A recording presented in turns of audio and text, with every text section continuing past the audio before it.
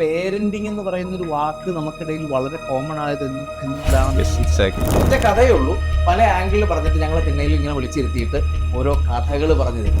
കുറ്റങ്ങൾ പറയാം, അത് നമ്മളിപ്പോ പറയുന്നത് പാരന്റ്സിന് പറയാം. ബാക്കിയുള്ളവർ പറയുന്ന സ്ട്രിക്റ്റ് ആയിട്ട് വളർത്തുന്ന പാരന്റ്സ് വളർത്തിയെടുക്കുന്നത് ഗുഡ് ലയേഴ്സിനെ മാത്രം. ഞങ്ങളുടെ കാലത്ത് ഞങ്ങൾക്ക് ഒരാളുമായിട്ട് വഴിയെ മിണ്ടിയ നാട്ടിലൊരു 10 പേര് എന്തുകൊണ്ട് അങ്ങനെ പ്രശ്നം? അവളൊരു ദിവസം വന്നിട്ട് എന്നോട് പറയാണ്, പാപ്പ tomorrow I am going for a date എന്ന് പറഞ്ഞു. അപ്പൊ നമ്മുടെ കാലത്ത് എന്റെയൊക്കെ കാലം എന്ന് പറഞ്ഞാല് നമ്മുടെ സൗഹൃദങ്ങള് വളരെ വ്യക്തമായി വീട്ടിലറിയാം, നാട്ടിലറിയാം. നമ്മൾ ആരോട് മിണ്ടുന്നു, എവിടെ പോകുന്നു, എന്ത് ചെയ്യുന്നു എന്നുള്ളത് ട്രാൻസ്പെറന്റ് ആയിരുന്നു. എന്ന് മുതലാണ് മനസ്സമാധാനം നഷ്ടപ്പെടുന്നത്?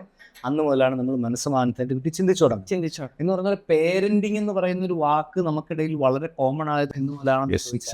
ഇത് ഇല്ലാതായ സമയം ഒരു കാലഘട്ടത്തിൽ നമ്മൾ തിരിച്ചറിയുന്നു ഈ കാലഘട്ടത്തില് ഈ മുത്തശ്ശി എന്ന് പറയുമ്പോഴേ എന്റെയൊക്കെ മുത്തശ്ശിയാണ് ഏറ്റവും കൂടുതൽ, എന്റെ അമ്മയുടെ അമ്മയാണ് ഏറ്റവും കൂടുതൽ ഗൈഡ് ചെയ്തിട്ടുള്ളത്. അത് ഇപ്പൊ കളരിയിലാകട്ടെ, ട്രീറ്റ്മെന്റുകൾ ചെയ്യുന്ന കാര്യങ്ങളിലാകട്ടെ, കഥകൾ പറഞ്ഞു തരുന്ന കാര്യങ്ങൾ. വീട്ടില് എല്ലാ ദിവസവും എന്നെയും എന്റെ ചേച്ചിയും എന്റെ കുഞ്ഞമ്മയുടെ മക്കളെയും വിളിച്ചിട്ട് ഞങ്ങളുടെ ഒരു കഥ തന്നെ പല രീതിയിൽ പറയും. ഒറ്റ കഥയേ ഉള്ളൂ, പല ആംഗിളിൽ പറഞ്ഞിട്ട് ഞങ്ങളെ തിണ്ണയിൽ ഇങ്ങനെ വിളിച്ചിരുത്തിയിട്ട് ഓരോ കഥകൾ പറഞ്ഞു തരും. നമ്മൾ എങ്ങനെ പോകണം, മറ്റുള്ളവരോട് എങ്ങനെ പെരുമാറണം, എങ്ങനെ ആഹാരം കഴിക്കണം. ഇപ്പൊ നമ്മള് വീട്ടിലേക്ക് ഗസ്റ്റ് ഒക്കെ വരുമ്പോ നമ്മൾ കൂട്ടത്തിൽ വാരി കഴിക്കുന്ന കുഞ്ഞുങ്ങളല്ലേ, നമ്മൾ കാണിക്കുന്ന കുഴപ്പങ്ങൾ മുത്തശ്ശി വിളിച്ചിട്ട് പറഞ്ഞു തരും. അമ്മയും അപ്പനും അല്ല കൂടുതലും, മുത്തശ്ശന്റെ ഒന്നും സ്നേഹം കിട്ടില്ല. ഞങ്ങളൊക്കെ ചെറുപ്പത്തിൽ തന്നെ അപ്പൂപ്പനൊക്കെ മരിച്ചു. പക്ഷെ ഇവര് തന്ന ഒരു ഗൈഡ് ഭയങ്കരമായിരുന്നു. അവര് നമ്മളെ കൊണ്ടുവന്നത്, വളർത്തിയത്, കടകളിൽ പോകുമ്പോൾ കൊണ്ടുവന്ന് ഇന്ന രീതിയിൽ പെരുമാറണം. ഈ ഒരു സ്നേഹം നമുക്ക് കിട്ടിയിട്ടുണ്ട്. പക്ഷെ ഇന്നത്തെ തലമുറയിലുള്ള കുഞ്ഞുങ്ങളെ, ഇപ്പം എൻ്റെ പപ്പ എൻ്റെ പെങ്ങളുടെ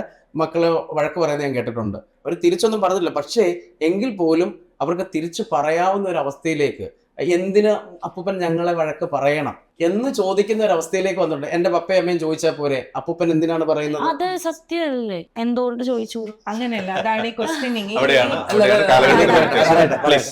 കാരണം നമ്മൾ തന്നെ വീട്ടിലിരിക്കുമ്പോൾ കേൾക്കാറുണ്ട് ഇവരവരെ കുറിച്ച് കുറ്റം പറയുന്നതൊക്കെ. ഞാനൊരു എക്സാമ്പിൾ പറയാം. ഒരുപാട് പാരന്റ്സ് അവരുടെ ബ്രദറിനോ അല്ലെങ്കിൽ അവരുടെ സിസ്റ്ററിനോ അവരുടെ വീട്ടിൽ അങ്ങോട്ടുള്ള പ്രശ്നങ്ങൾ, സ്വത്ത് തർക്കങ്ങൾ നിങ്ങളുടെ കാലഘട്ടത്തിൽ ഉണ്ടായിട്ടുണ്ടാവും. ഇവർ തന്നെ വീട്ടിൽ അവരെ കുറിച്ച് കുറ്റം പറഞ്ഞിട്ട് അവർ നമ്മളെ ഓരോ കാര്യങ്ങൾ പറയുമ്പോൾ നമ്മുടെ മൈൻഡിൽ നേരെ അങ്ങനെ പോവാം. ലൈക്ക് ഓക്കെ, മമ്മിയും ഡാഡി അവരെ കുറിച്ച് ഇങ്ങനെയൊക്കെ പറഞ്ഞിട്ടുണ്ട്, ഇവരെന്നെ പറയാൻ ഇവരാരാണ്, നമ്മുടെ മൈൻഡിൽ ഓൾറെഡി അങ്ങനെ പോയി പോകും. കുറ്റങ്ങൾ പറയാം, അത് നമ്മളിപ്പോ പറയുന്നത് പാരന്റ്സിന് പറയാം. ബാക്കിയുള്ളവർ പറയുന്ന ആവശ്യമില്ല. We are not talking about grand പാരന്റ്സിനെ കുറിച്ചല്ല ഞാൻ സംസാരിക്കുന്നത്. റിലേറ്റീവ്സ് നമ്മളടുത്ത് പറയേണ്ട ആവശ്യമില്ല എന്നാണ് എന്റെ ഒരു അഭിപ്രായം.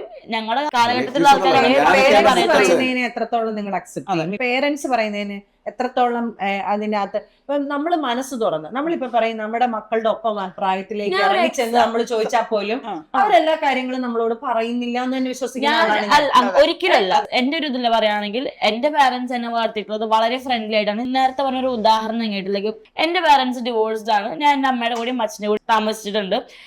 എല്ലാ കാലഘട്ടത്തിലും, ഈവൻ പണ്ടാണെങ്കിലും കൂടെ എന്റെ അമ്മ പറയാറുണ്ട്, ലൈക്ക് നിങ്ങളെ എന്റെ അമ്മ നോക്കിയ പോലെ എന്റെ അമ്മ എന്നെ നോക്കിയിട്ടില്ല. അതേപോലെ എന്റെ അമ്മയും പറയാറുണ്ട്, എന്റെ അമ്മ എന്നെ നോക്കിയ പോലെ എന്റെ മുത്തശ്ശിയാണ് എന്നെ കൂടുതൽ സ്നേഹിച്ചിട്ടുള്ളത്. ഗ്രാൻഡ് പാരന്റ്സ് എന്നുള്ളൊരു പൊസിഷനിൽ വരുമ്പോൾ അവർക്ക് കൂടുതൽ സ്നേഹം കൂടാറുണ്ട്. കാരണം എന്റെ മമ്മിയുടെ പാരന്റ്സ് എന്റെ മമ്മിയെ നോക്കുന്ന സമയത്ത് ദേ വർ വർക്കിംഗ്, അവർ വർക്കിംഗ് ആയിരുന്നു. അപ്പൊ ഡെഫിനറ്റ്ലി അവർക്ക് അവരുടേതായ ബിസി ഷെഡ്യൂൾസ് ഉണ്ടാവും. ആ സമയത്ത് അവരുടെ ഗ്രാൻഡ് പാരന്റ്സിനെയാണ് എന്റെ അമ്മയെ നോക്കിയിട്ടായിരുന്നത്. എന്നെ നോക്കിയിട്ടായിരുന്നത് എന്റെ ഗ്രാൻഡ് പാരന്റ്സ് ആണ്.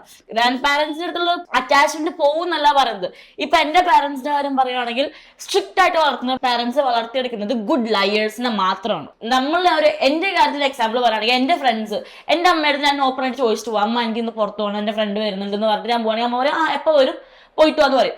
എന്റെ ഫ്രണ്ടിന്റെ വീട്ടിലാണെങ്കിൽ എങ്ങനെയാണ് ഉണ്ടാവുക, ഇവർ ചോദിക്കും ലൈക്ക് അമ്മ ഞാൻ ഒന്ന് പുറത്ത് പോട്ടെ എന്ന് ചോദിക്കുവാണെങ്കിൽ പോകേണ്ട അപ്പൻ്റെ അടുത്ത് പറയും. ഇവരെന്താ പറയും, എനിക്കൊരു സ്റ്റഡി ഉണ്ട്, എന്റെ ഫ്രണ്ടിന്റെ വീട്ടിലൊരു ഗ്രൂപ്പ് സ്റ്റഡി നടത്തുന്നുണ്ട്, ഞാൻ പോവാണെന്ന് പറയും.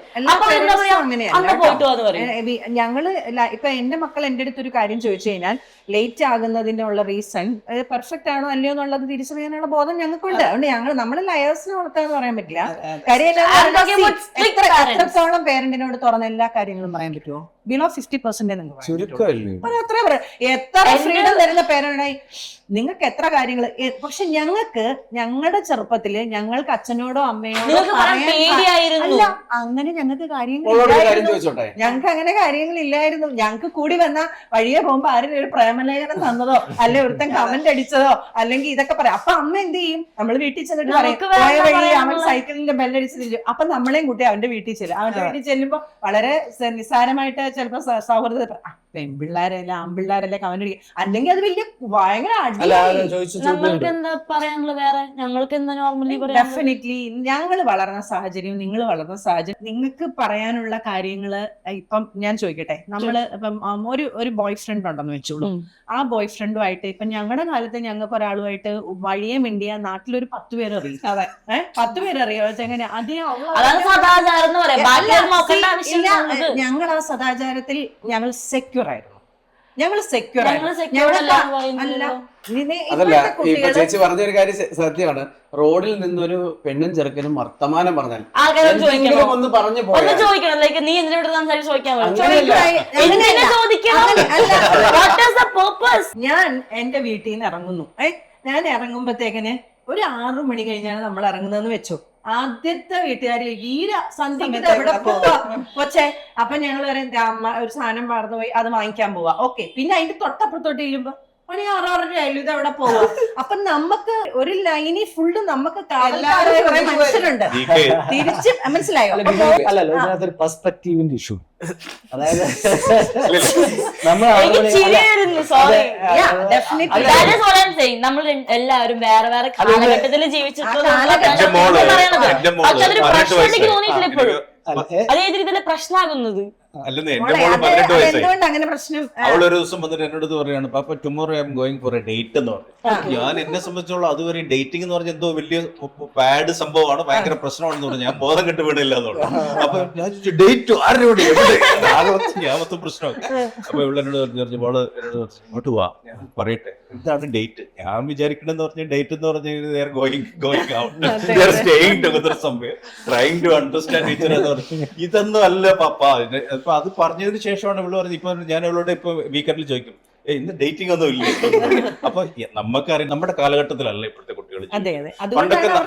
പണ്ടൊക്കെ നമ്മളൊരു തെറ്റ് ചെയ്ത്, നമ്മൾ തെറ്റല്ല, കുട്ടികളുടെ തെറ്റല്ലെങ്കിൽ പോലും പേരൻസ് ഫോഴ്സ് ചെയ്ത് കഴിഞ്ഞാൽ നമ്മളൊന്നും മിണ്ടാതെ കേട്ട് നിൽക്കുക. ഇന്നത്തെ കുട്ടികൾ അങ്ങനെ ചെയ്യത്തില്ല, അവർ തിരിച്ചു ചോദിക്കും, it is not my fault. ഇവിടെ ചോദിച്ച പോലെ അതുല്യ അവിടെ ചോദിച്ച ചോദ്യം വളരെ പ്രസക്തമാണ്. എനിക്ക് അതിന് വിജയോ ധന്യോ തന്നെ ഉത്തരം പറയാം. അത് ഇന്നത്തെ കാലഘട്ടം, അന്നത്തെ ജീവിത രീതിയും അന്നത്തെ കാര്യങ്ങളും ഡിഫറെന്റ് ആണ്. ഇവരത് മനസ്സിലാക്കേണ്ട ആവശ്യമുണ്ടോ? മോള് ചോദിച്ച ചോദ്യം എന്താണ്? അങ്ങനെ വർത്തമാനം പറഞ്ഞുകൊണ്ട് വഴിയിൽ നിന്ന് ഒരാളോട് വർത്തമാനം പറഞ്ഞു, എന്താ പ്രശ്നം എന്നുള്ളത്. ബാക്കിയുള്ളവർ ചോദിക്കേണ്ട ആവശ്യം എന്താണല്ലോ എന്നുള്ളതാണ് ചോദ്യം. ബാക്കിയുള്ളവർ ചോദിക്കേണ്ട ആവശ്യം, നിങ്ങൾക്ക് ഒരു പ്രശ്നങ്ങൾ ഉണ്ടാകുന്നവിടം വരെ ആരും ചോദിക്കുന്നില്ലെങ്കിൽ അത് നമുക്ക് ഓക്കെ, നിങ്ങൾ എന്തിനാ ഇത് ചോദിക്കുന്നതെന്നുള്ളത് ഒരു പ്രശ്നമായിരിക്കും. ഓക്കെ, നിങ്ങൾ അത് അറിയേണ്ട കാര്യമുണ്ടോ? നാളെ അതൊരു പ്രശ്നമായി കഴിയുമ്പോൾ ആർക്കെങ്കിലും ഒന്ന് ചോദിച്ചാൽ പോരായിരുന്നോ? ആർക്കെങ്കിലും ഒന്ന് അത് അറിഞ്ഞാൽ പോലെ. സാധ്യതാ പഠനത്തിൽ നമ്മൾ ജീവിക്കണം എന്നുള്ളതാണ്. നാളെ ഒരു പ്രശ്നം ഉണ്ടാവാൻ സാധ്യതയുള്ളത് ഞാൻ ചോദിക്കട്ടെ GK, ഇപ്പൊ നമ്മുടെ വീട്ടില് ഇപ്പൊ നമ്മുടെ കാലത്തെ, എന്റെയൊക്കെ കാലം എന്ന് പറഞ്ഞാല് നമ്മുടെ സൗഹൃദങ്ങള് വളരെ വ്യക്തമായി വീട്ടിലറിയാം, നാട്ടിലറിയാം. നമ്മൾ ആരോട് മിണ്ടുന്നു, എവിടെ പോകുന്നു, എന്ത് ചെയ്യുന്നു എന്നുള്ളത് ട്രാൻസ്പെറന്റ് ആയിരുന്നു. ഒരു കുട്ടിക്ക് അവരുടെ ബന്ധങ്ങൾ, അത് ആ വ്യക്തിയെ കുറിച്ച് ഒന്നും അറിയില്ല. ഒരു പക്ഷെ നിങ്ങളുടെ കാലത്തിൽ സോഷ്യൽ മീഡിയ ഉണ്ടായിരുന്നെങ്കിൽ നിങ്ങൾക്കും അങ്ങനത്തെ ഒരു അനുഭവം ഉണ്ടാവേണ്ടി വന്നേനെ. നിങ്ങളുടെ കാലത്ത് സോഷ്യൽ മീഡിയ, ഞങ്ങളുടെ കാലത്തുള്ള സോഷ്യൽ മീഡിയ അല്ല, അങ്ങനെ നമ്മൾ ബന്ധങ്ങൾക്ക് ദൃഢത ഉണ്ടായിരുന്നു, ആത്മാർത്ഥത ഉണ്ടായിരുന്നു, സോഷ്യൽ മീഡിയ എന്തിനാ? ഞാൻ ചോദിച്ചോട്ടെ, കേരളത്തിൽ എത്ര ആളുകൾ സോഷ്യൽ മീഡിയയിൽ ജീവിക്കുന്നുണ്ട്? എത്ര പേര്? പുതുതലമുറയിൽ എത്ര പേര് സോഷ്യൽ മീഡിയ യൂസ് ചെയ്യുന്നുണ്ട്? ഫേസ്ബുക്ക് യൂസ് ചെയ്യുന്നത് ഫുൾ സോഷ്യൽ മീഡിയ തന്നെയല്ലേ? നമ്മൾ ഫേസ്ബുക്കും വാട്സപ്പും ഒക്കെ യൂസ് ചെയ്യുന്നവരാണെങ്കിലും അതിൽ ജീവിക്കുന്നവരല്ല, അതല്ല ജീവിക്കുന്നത്. ഫോണിലൊരു മെസ്സേജ് വന്നതുകൊണ്ട് ആ മെസ്സേജ് ഇപ്പൊ വന്നതിന്റെ പേരിൽ വീട്ടിൽ പ്രശ്നങ്ങൾ ഉണ്ടായിരിക്കട്ടെ, ആ മെസ്സേജ് ആണോ ജീവിതം?